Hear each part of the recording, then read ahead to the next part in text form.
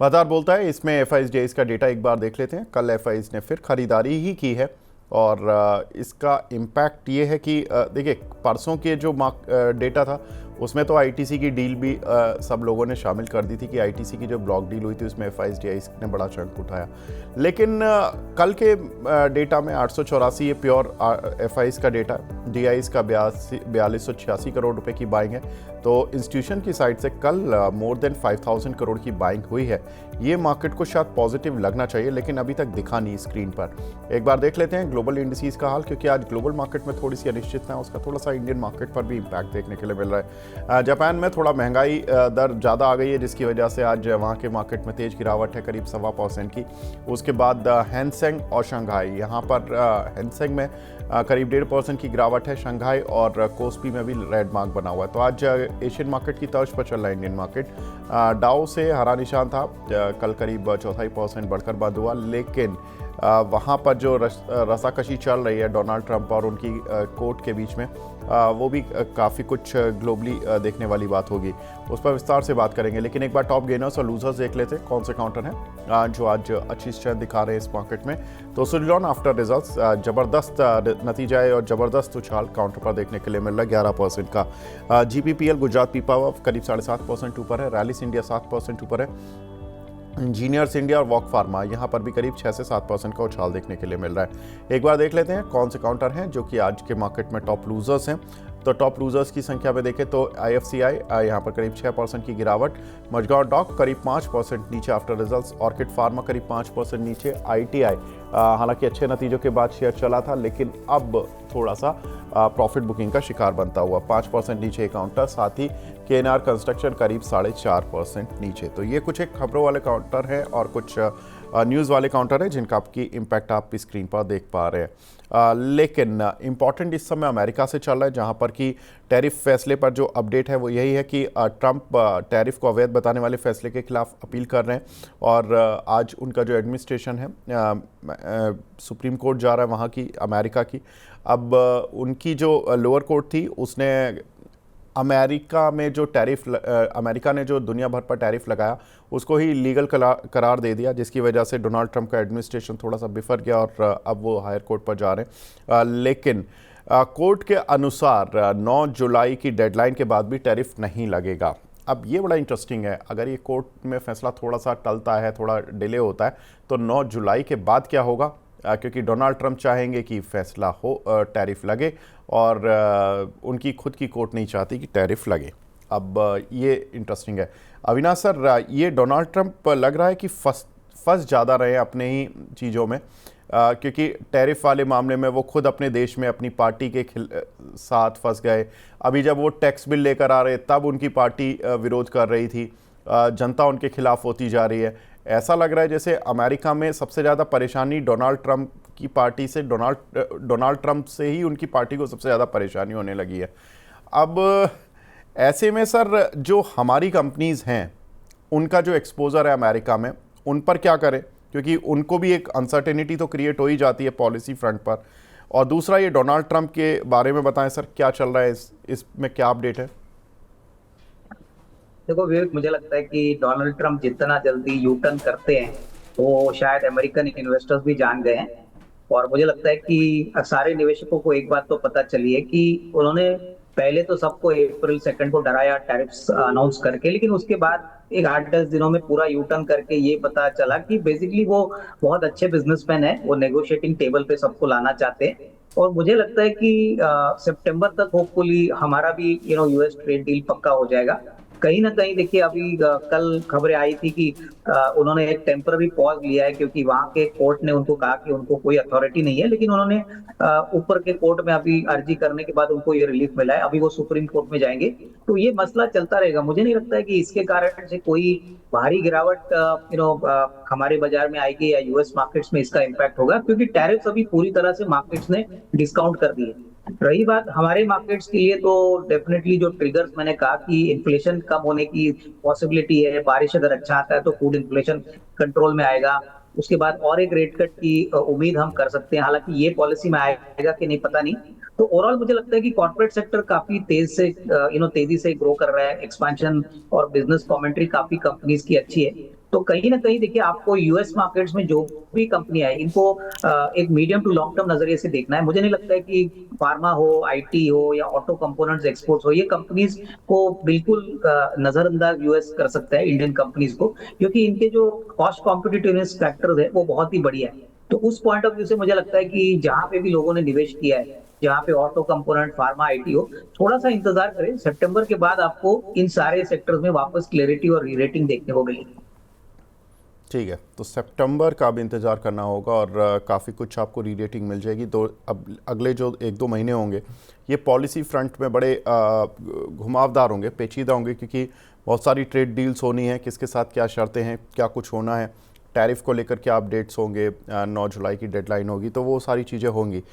लेकिन मार्केट ने जो नेगेटिव खबरें थी उनको भी डिस्काउंट कर लिया और पॉजिटिव खबरें हैं उनका एक वैल्यूएशन फ्रंट पर जितना वो मैक्सिमम स्ट्रेच कर सकते थे शायद कर लिया, जिसकी वजह से मार्केट थोड़ा सा फंसा हुआ है। स्टॉक की स्पेसिफिक ही चल रहा है। ट्रम्प पॉवेल की भी सर मुलाकात हुई है कल, और वैसे तो पॉवेल को वो चाहते ही नहीं है, ज़्यादा अच्छा उनको लगता ही नहीं है पॉवेल से मिलना, लेकिन कल उनको मिलना पड़ा और उनको फिर उन्होंने वही इंसिस्ट किया कि आप इंटरेस्ट रेट कम कर दो। और पॉवेल ने भी अपना वही वाला आंसर दिया जो वो हमेशा देते आए हैं कि डेटा के आधार पर ही इंटरेस्ट रेट का फैसला होगा। इससे सर दो चीज़ें हैं, एक कि ट्रंप और फंसते जा रहे हैं कि डेट ट्रैप में, जिस तरह से अमेरिकन इकोनॉमी पर बड़ा डेट चल रहा है और माना यह जा रहा है कि उनको एक बड़ा रीपेमेंट जल्द ही करना पड़ेगा अमेरिकन इकोनॉमी को अपने डेट का, और उसकी फंडिंग जो है अगर वो हायर इंटरेस्ट रेट पर करेंगे तो और ज़्यादा उनका डेफिसिट बढ़ेगा, और अगर सस्ती इंटरेस्ट रेट हो जाएगी तो थोड़ा सा उनको फंडिंग करने में आसानी होगी। तो ये डोनाल्ड ट्रंप के लिए ट्रैप है या सर पॉवेल की मुश्किलें बढ़ा रहे हैं ट्रंप? नहीं, मुझे लगता है कि विवेक देखो, पॉवेल साहब ने पहले भी कहा है कि वो कोई जल्दबाजी में डिसीजन नहीं लेंगे। और पहले भी ऐसा मामला हो गया है जब ट्रम्प साहब को ये बात पसंद नहीं आई है, लेकिन उन्होंने क्लियरली कहा है कि डेटा आने के बाद ही वो कोई डिसीजन लेंगे। और उनके पॉइंट ऑफ व्यू से वो सही है। देखिए, ट्रम्प के लिए सबसे बड़ी दिक्कत है कि टैरिफ का जो नेगोशिएशन का जो मसला है वो जल्द से जल्द खत्म होना चाहिए, क्योंकि ओनली नेगोशिएशन टेबल के आने के बाद, डील साइन करने के बाद टैरिफ्स का इन्फ्लो अमेरिकन इकोनॉमी को मिलेगा। तो मेरे ख्याल से उनका चैलेंज वही है कि जितना जल्दी हो सके सारे देशों के साथ, जैसे इंडिया हो, चाइना हो और बाकी जो यूरोपियन कंट्रीज है, उनके साथ वो डील जल्दी साइन करे, क्योंकि उसी में मेरे ख्याल से उनके लिए राहत मिलेगी। जब तक ये ट्रेड डील साइन नहीं होते, सिर्फ बातें होती है, तब तक मार्केट थोड़ा सा अनसर्टेनिटी के फेज में चलेगा। तो मेरे ख्याल से आप 1-2 महीने आपको इंतजार करना पड़े, बट मेरे हिसाब से अगस्त सितंबर तक हो सकता है कि सारे मेजर कंट्रीज के साथ ट्रेड डील साइन हो जाए, और उसके बाद वापस मार्केट्स अर्निंग्स और कॉर्पोरेट परफॉर्मेंस के ऊपर फोकस करेंगे। ठीक है, तो मार्केट में खबरें जो है उनके साथ साथ अब कॉर्पोरेट अर्निंग ही इम्पॉर्टेंट ज़्यादा है, और कॉर्पोरेट अर्निंग के इस क्वार्टर के तो नतीजे इंडियन मार्केट में आज ऑलमोस्ट मैक्सिमम ख़त्म हो जाएंगे। तो आज आखिरी दिन समझ लीजिए कि ज़्यादातर जो कंपनियों के रिजल्ट्स आने। लेकिन सर एक और इम्पॉर्टेंट चीज़, तेल कीमतों में गिरावट देखने के लिए मिल रही है इंटरनेशनल मार्केट में, और ओपेक की बैठक होने जा रही है संडे को, और उसमें माना जा रहा है कि जो मई जून के लिए जो प्रोडक्शन, जो सप्लाई कोटा उन्होंने बढ़ाया था उसको जुलाई में भी आगे डेफर करेंगे, मतलब बढ़ाकर ले जाएंगे, उसी को कैरी कर लेंगे। करीब 4,11,000 लाख बैरल पर डे का जो प्रोडक्शन उन्होंने बढ़ाया था, सप्लाई बढ़ाई थी, उसी को जुलाई में जारी रखने की बात हो रही है। अगर ऐसा होता है तो सर तेल कीमतों के लिए क्या इम्पैक्ट होगा इसका, और क्या कुछ शेयरों पर हमारे इम्पैक्ट होगा, like oil marketing companies, IOC, HPCL, BPCL जैसे शेयरों पर? नहीं, देखिए, मेरे ख्याल से अगर तेल की कीमतें यही लेवल पे स्टेबलाइज होती है $60-65, तो ऑयल मार्केटिंग कंपनीज के लिए एक अच्छी बात है, क्योंकि इनका प्रॉफिटेबिलिटी प्योरली क्रूड के प्राइसेस पे डिपेंडेंट है। इनके जीआरएम्स डेफिनेटली अप्रैल टू जून के क्वार्टर में भी इंप्रूव होंगे। रही बात मेरे ख्याल से इन्फ्लेशन, वो भी थोड़ा कंट्रोल में रहेगा, क्योंकि क्रूड की कीमतें सॉफ्ट होती है तो इन्फ्लेशन के लिए एक अच्छा ट्रिगर पॉइंट होता है कम होने के लिए। दूसरे जो सेक्टर है, जैसे पेंट्स हो गया, कार्बन ब्लैक हो गया, केमिकल्स हो गया, लुब्रिकेंट हो गया, ये सारे सेक्टर में आपको अच्छी बढ़त मिलेगी, क्योंकि ऑब्वियसली रॉ मटेरियल प्राइस कम होता है तो मार्जिन बढ़ेंगे। तो मेरे ख्याल से देखिए, एटलीस्ट अगले 3 महीने का व्यू तो यही है कि क्रूड $60 और $65 के बीच में रहेगा, जो ऑयल मार्केटिंग कंपनीज के लिए काफी पॉजिटिव है। ठीक है, और सब पेंट कंपनियां और जो दूसरी बाय प्रोडक्ट्स कंपनी जो जैसे कैस्ट्रॉल हो गया, गल्फ ऑयल हो गया, कुछ पैकेजिंग कंपनीज हो गई लाइक ईस्टर, यूफ्लेक्स, पॉलीप्लेक्स, इन जैसी कंपनीज पर कोई इम्पैक्ट? नहीं, इनके लिए भी अच्छी बात है, क्योंकि देखिए इनका जो बेस रॉ मटेरियल है वो क्रूड डेरिवेटिव से है, और कहीं ना कहीं अगर रॉ मटेरियल की कीमतें कम होती है तो अगर आप कस्टमर को थोड़ा सा बेनिफिट पास भी कर लो, लेकिन थोड़ा सा मार्जिन इंप्रूवमेंट जरूर होगा। तो आपने जैसे कहा यूप्लेक्स है, पॉलीप्लेक्स है, गरवारे हाईटेक है, ये सारी companies crude derivative raw materials consume करती है। तो प्राइस अगर कम होता है तो इनके लिए अच्छी बात है, कम से कम अप्रैल टू जून के क्वार्टर में तो आपको डेफिनेटली नंबर्स में थोड़ा सा इंप्रूवमेंट देखने को मिल सकता है। ठीक है। अगली खबर सर, इंडेक्स ऑप्शन पर सेबी से राहत मिल रही है। हालांकि ये खबर हमने पहले भी ली थी, लेकिन अब ऑफिशियली आ गया है कि सेबी इस पर मार्जिन्स में राहत देने के लिए तैयार हो रही है। उन्होंने एक प्रपोजल बनाया और ब्रोकर्स को मार्जिन्स में मेंटेन करने में राहत मिलेगी, और छोटे ट्रेडर्स और जो एफआईज हैं, जो भी इंस्टीट्यूशनल इन्वेस्टर हैं, जो छोटे वाले, उन सभी को मार्जिन्स में राहत मिल जाएगी। सर, इस मूव को कैसे देख रहे हैं? कहीं ना कहीं सेबी के जो नए चेयरमैन आए हैं, जब से ये आए हैं तब से काफ़ी ढील दिए जा रहे हैं, काफ़ी कुछ चीज़ें उन्होंने आसान की हैं। इसको मार्केट किस तरह से लेगा, और ख़ासतौर से ब्रोकिंग हाउसेस कैसे ले रहे हैं? ब्रोकिंग हाउसेस के शेयर्स और एक्सचेंजेस के शेयर, इन पर कैसे रिएक्ट करना चाहिए? नहीं, बिल्कुल, देखिए ये जो भी रिलैक्सेशन हुई है इसका सीधा असर वॉल्यूम पे आएगा, और अगर वॉल्यूम बढ़ते हैं तो ब्रोकिंग कंपनीज को वापस बेनिफिट मिलेगा, क्योंकि ज्यादातर ये ट्रेडिंग वॉल्यूम होता है ऑप्शंस में।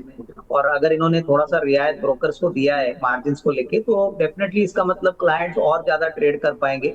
तो ब्रोकिंग कंपनीज में जरूर एक अच्छा उछाल आपको देखने को मिलेगा। मिसाल के तौर पे पिछला क्वार्टर देखिए, सारी ब्रोकिंग कंपनीज के लिए खराब था फोर्थ क्वार्टर। अगर आप एंजल वन, मोतीलाल ओसवाल या टिपिकली 361 का नंबर देखे, आईएफएल देखे, तो कहीं ना कहीं मार्जिन थोड़े प्रेशर में थे क्योंकि वॉल्यूम्स घटे थे। तो इस पॉइंट ऑफ व्यू से मुझे लगता है कि अगर वॉल्यूम बढ़ते हैं तो ये ब्रोकिंग कंपनीज जो हमने अभी आपको बताई, इसमें डेफिनेटली आने वाले क्वार्टर्स में इंप्रूवमेंट की गुंजाइश होगी। ठीक है। आज एक और इम्पॉर्टेंट डेटा आने वाला है सर, जीडीपी डेटा, जिस पर कि दुनिया भर की नजरें रहेंगी इंडियन मार्केट में जो इन्वेस्ट करते हैं।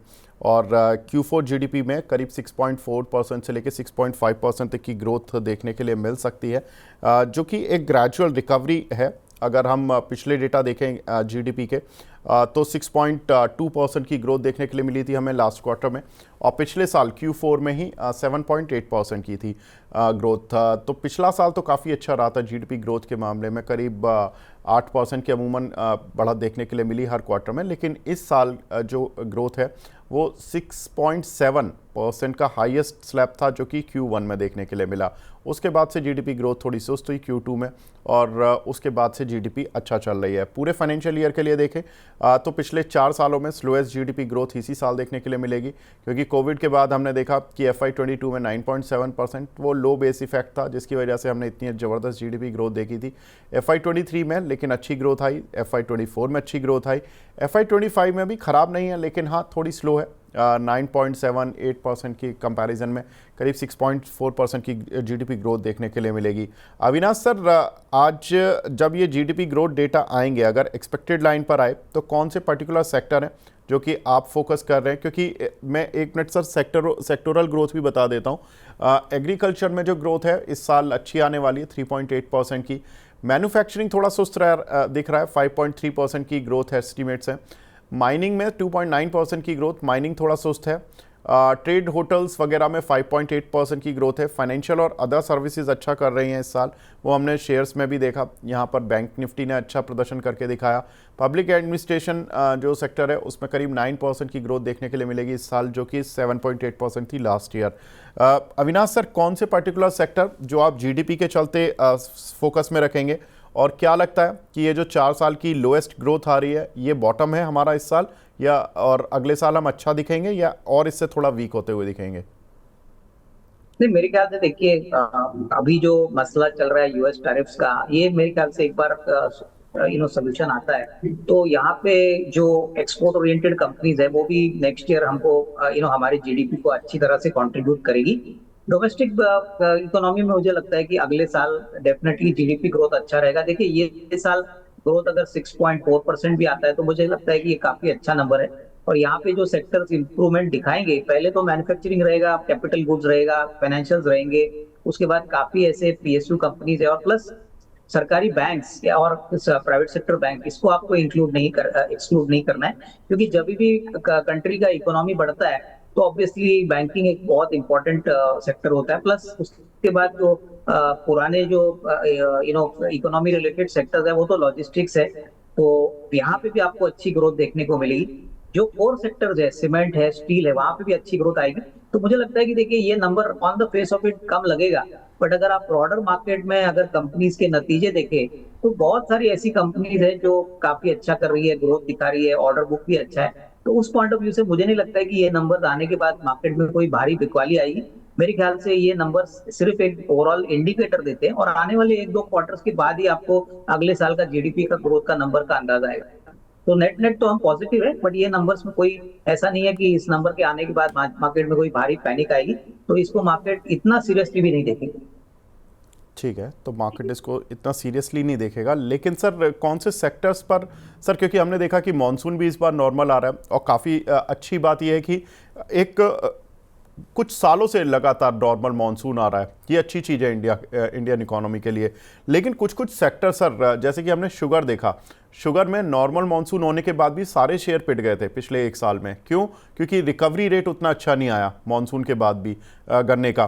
तो इस साल क्या लग रहा है सर, कौन से पर्टिकुलर सेक्टर में यहाँ पर बेट लगानी चाहिए? अगर एग्रीकल्चर सेक्टर को सोचना है, मैन्युफैक्चरिंग में कौन से सेक्टर पर, कौन से पर्टिकुलर कंपनीज पर बेट लगानी चाहिए, और सर्विस इंडस्ट्री में आपको क्या पसंद आ रहा है? देखिए, रूरल इकोनॉमी अगर बाउंस बैक होती है अच्छे बारिश के कारण, तो डेफिनेटली देखिए डोमेस्टिक जो एफएमसीजी बिजनेस है, उसके बाद टू व्हीलर बिजनेस है, उसके बाद मैं समझता हूँ कि जो एग्रोकेमिकल कंपनियां है, इनफैक्ट एग्रोकेमिकल कंपनीज की बात करें तो विवेक, इस बार जो चौथा क्वार्टर आया है बहुत ही दमदार क्वार्टर आ गया। और नॉर्मली अप्रैल टू सितंबर ये पीक क्वार्टर माना जाता है एग्रोकेमिकल कंपनीज के लिए। तो आप नंबर देखिए, शारदा क्रॉपकेम देखिए, रैलीज देखिए, यूपीएल देखिए, नंबर्स बहुत ही अच्छे आ गए। तो एग्रोकेमिकल्स एक बहुत अच्छा थीम हो सकता है, बिकॉज पिछले साल अंडर परफॉर्मेंस थी। उसके बाद इंफ्रास्ट्रक्चर में हम सीमेंट और बिल्डिंग प्रोडक्ट्स को इग्नोर नहीं कर सकते।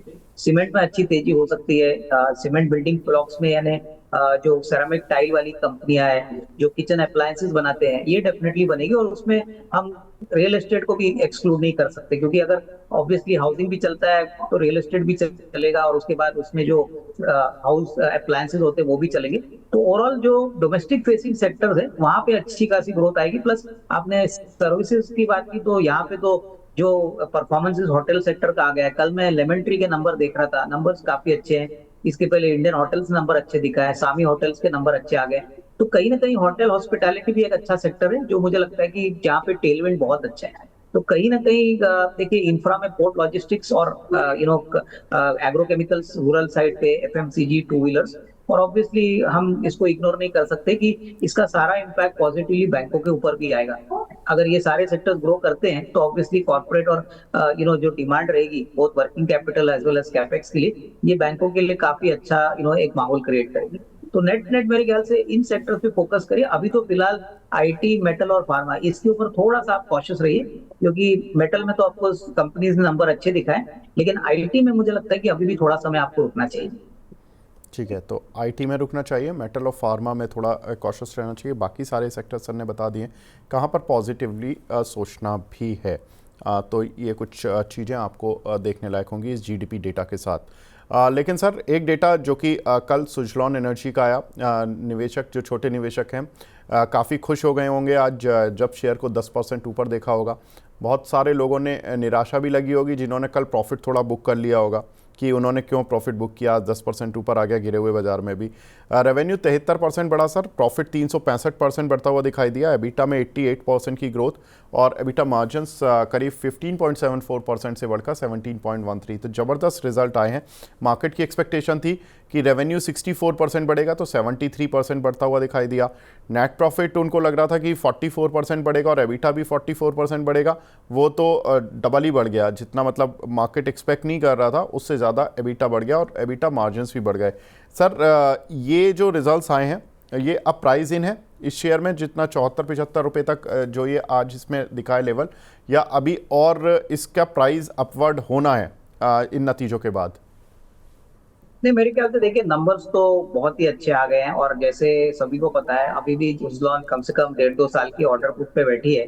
तो अंदाजा है कि अगले 2-3 क्वार्टर्स भी ऐसे ही दमदार आएंगे। और मुझे लग रहा है कि देखिए सबसे बड़ी दिक्कत सुजलॉन की ये है कि इनका जो कैपिटल स्ट्रक्चर है वो बहुत बड़ा है, और उसी कारण से ऊपरी लेवल पे जब भी शेयर जाता है थोड़ा बहुत बिकवाली का प्रेशर आता है। बट लंबे नजरिए से अगर आपका नजरिया साल सवा साल है तो मेरे ख्याल से करंट लेवल पे भी अगर कोई निवेश करना चाहता है तो अच्छा रिटर्न मिलने की पॉसिबिलिटी जरूर रहेगी।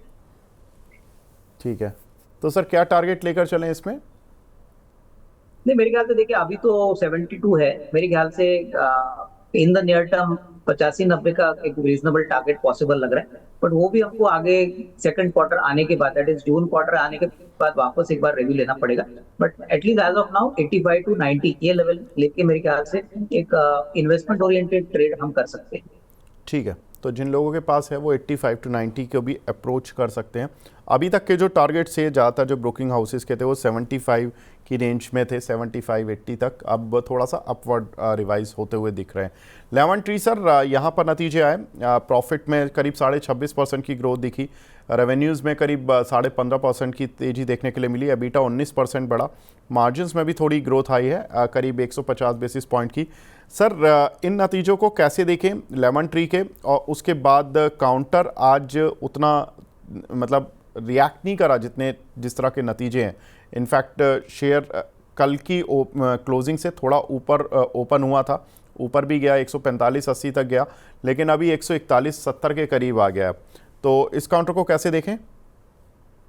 नहीं, ये भी मेरे ख्याल से देखिए अगर आपका नजरिया लॉन्गर टर्म है, कम से कम साल 1.5 साल, तो ही यहाँ पे रिस्क रिवॉर्ड अच्छा बन सकता है। क्योंकि देखिए मार्केट ने ऑलरेडी ऐसे अच्छे नतीजों को ऑलरेडी प्राइस में फैक्टर इन किया था, और यही कारण है कि नंबर्स इन लाइन आ गए हैं, और उसी कारण से मार्केट ने कोई बड़ा रिरेटिंग रिजल्ट्स के बाद दिया नहीं है। हालांकि रिजल्ट्स के बाद तो नॉर्मली आपको बिकवाली देखने को मिलती है। मेरे ख्याल से अगर नजरिया 12 से 18 महीने का है तो ही यहाँ पे निवेश करिए, क्योंकि देखिए ये कैपेक्स हैवी मॉडल है। ये अफोर्डेबल सेगमेंट होटल में काफी बड़ा एक्सपांशन अगले 2-3 साल प्लान कर रहे हैं। तो उस पॉइंट ऑफ व्यू से मार्केट ये एक बार डिस्काउंट कर रही है कि लॉन्गर टर्म तो अच्छा है, बट शॉर्ट टर्म में शेयर ऑलरेडी थोड़ा सा चल चुका है। तो उसी कारण से मुझे लगता है कि जिनके पास है वो होल्ड करे, और जिनको फ्रेश पोजीशन लेनी है कम से कम साल 1.5 साल का टाइम फ्रेम रखिए, तो ही अच्छा रिस्क रिवॉर्ड मिलेगा।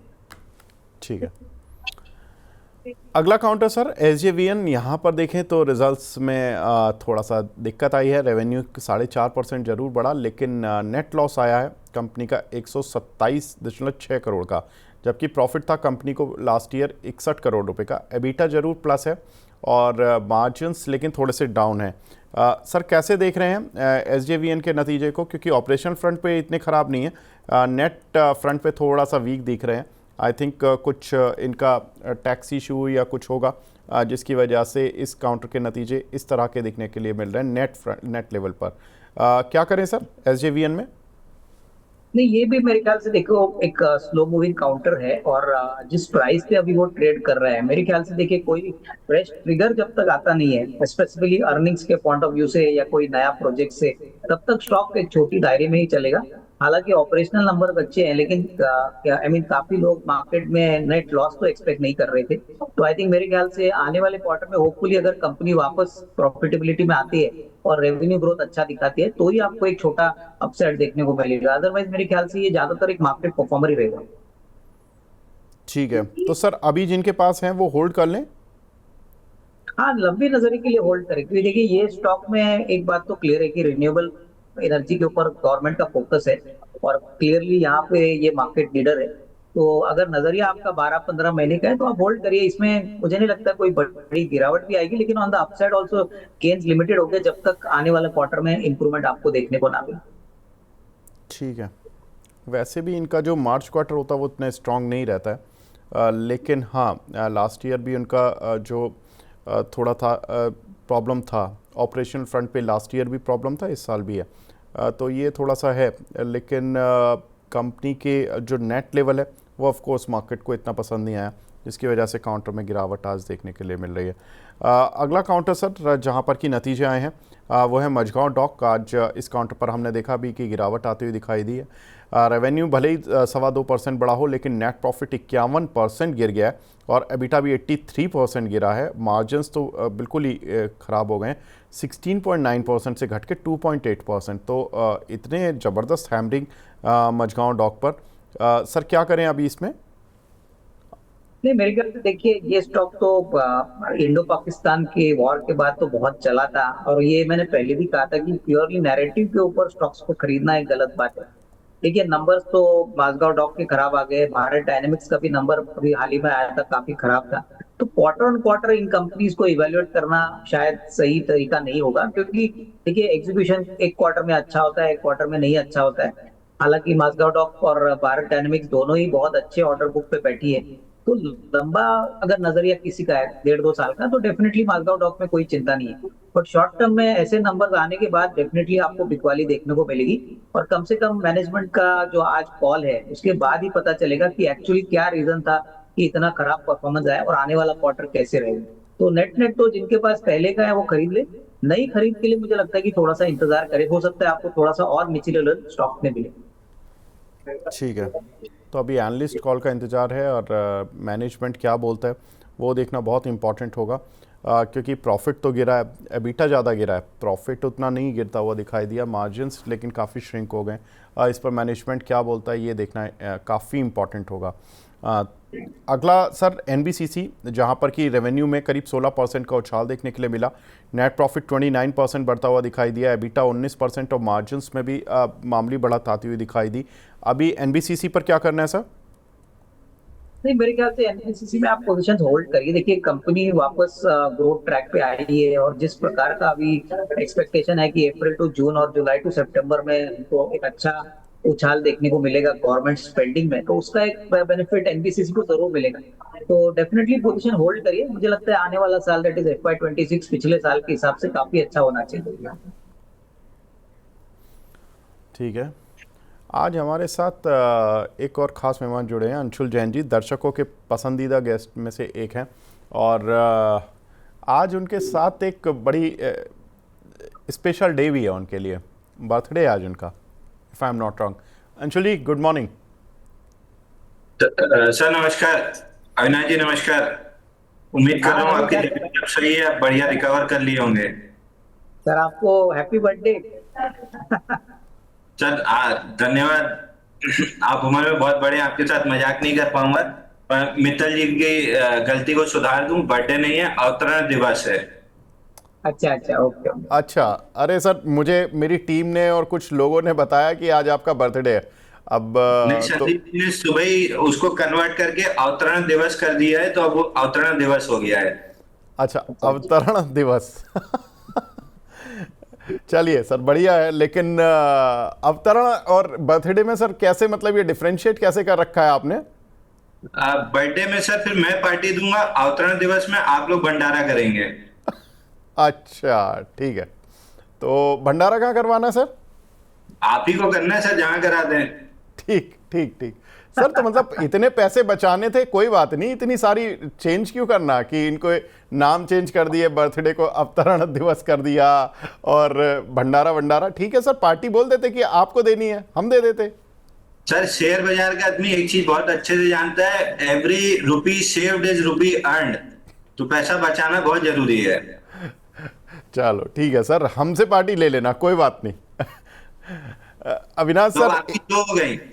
हाँ, तो आपकी दो पार्टी हो गई, एक ऑल टाइम हाई व्यू वाली और एक बर्थडे वाली। गिन लीजिए, जब बनारस आऊंगा तो सारी दे दूंगा, या आप दिल्ली आएंगे तो मैं दे दूंगा। दोनों केस में आपकी तरफ से डन। अब लंच और डिनर दोनों हो गया, ठीक है? Done sir. चलो। अविनाश सर, लास्ट सर एक रिजल्ट और मैं ले रहा हूँ। ओला इलेक्ट्रिक का रेवेन्यू इसके 61% डाउन आए हैं और नेट लॉस 109% बढ़ गया है। 870 करोड़ का लॉस आया वर्सेस 416 करोड़ के।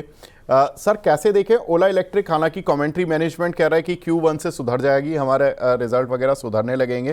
ट्रस्ट करने लायक है ओला इलेक्ट्रिक की मैनेजमेंट की कमेंट्री या नहीं अभी?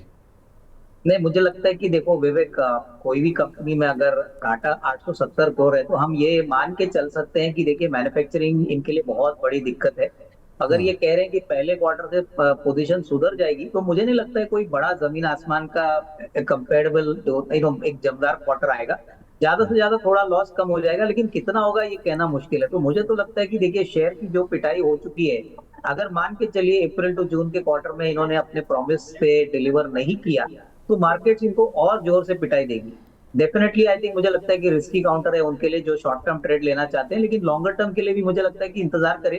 अप्रैल टू जून क्वार्टर अभी बहुत ही जल्दी खत्म हो जाएगा। अभी हम मई में है, जून में अभी हाल ही एक आध महीना है, उसके बाद नंबर्स कहेंगे कि एक्चुअली सिचुएशन क्या है। बट करंटली इस भाव पे खरीदना बिल्कुल गुंजाइश नहीं है। ठीक है, तो करंटली इस लेवल्स पे ख़रीदना ठीक नहीं है, लेकिन ओला इलेक्ट्रिक में गाइडेंस ठीक है लेकिन रिजल्ट्स ख़राब हैं, जिसकी वजह से शेयर पिटा, थोड़ा रिकवर होने की कोशिश की लेकिन सस्टेन नहीं कर पा रहा, अभी भी रेड मार्क में ठीक से बना हुआ है। अविनाश सर, आप हमारे साथ जुड़े सर, बहुत बहुत शुक्रिया हमसे जुड़ने के लिए और अपना प्रीशियस टाइम देने के लिए। Thank you sir.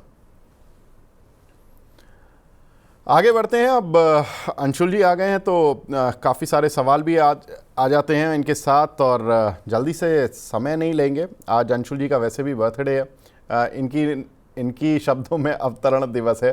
अंशुल भाई, एक चीज़ बताइए, जनरली होता क्या है ना, स्टॉक मार्केट के लोग हर चीज़ में एनालिसिस करते हैं कि 30 मई को अगर मेरा बर्थडे, तो 30 मई को और किस किस का हुआ होगा, ये कौन से ऐसे सेलिब्रिटीज़ हैं, कौन से ऐसे महान लोग हैं जो मई मंथ में पैदा हुए। आपने कभी ये सोचा है इस तरह से?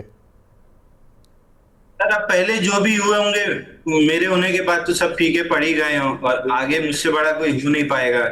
जैसे शाहरुख खान कहता है, I am last of the superstar, तो वही शेयर बाजार के लिए लागू होता है, I am last of the superstar.